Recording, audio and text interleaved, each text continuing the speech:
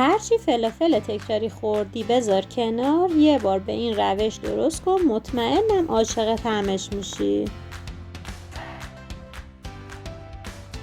300 گرم نخود داریم که از شب قبل خیس میکنیم و 3 بار آبش رو عوض میکنیم.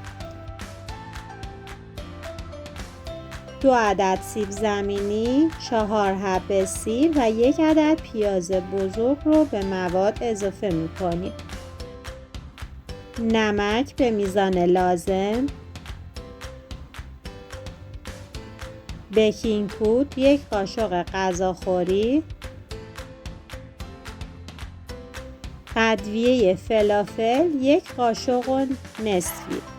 دوستان عزیز، ادویه فلافل رو میتونید از عطاریا تهیه بکنید یا خودتون طبق رسیپی که توی کپشن نوشتم اونها رو با هم مخلوط کنید و یه ادویه فلافل خوشمزه داشته باشید.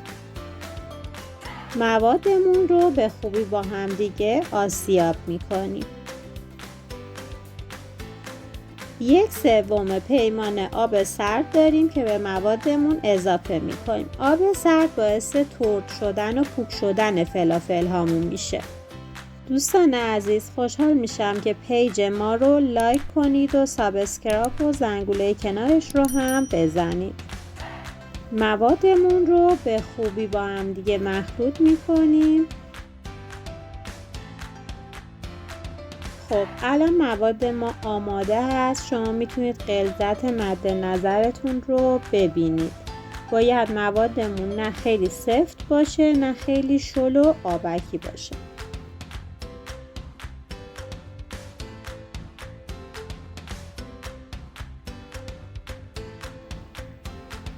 اجازه میدیم روغنمون به خوبی داغ بشه.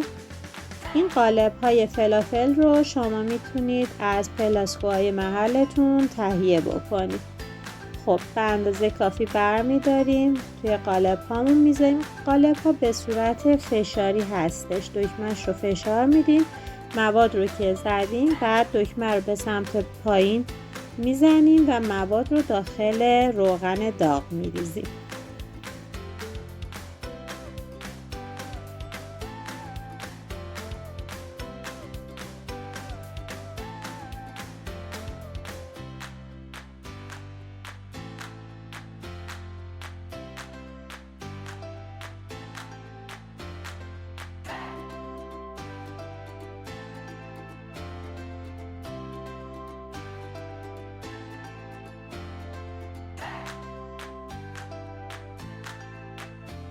دو طرف فلافل ها رو به این صورت سرخ میکنیم.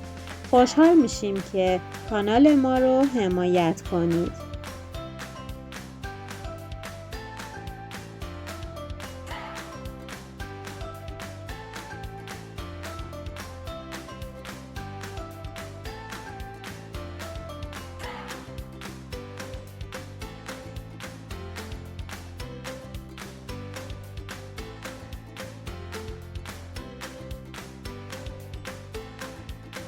خب بفرمایید، فلافل ترد و خوشمزه خونگی که به راحتی میتونید درست بکنید و از طعم بی‌نظیرش لذت ببرید.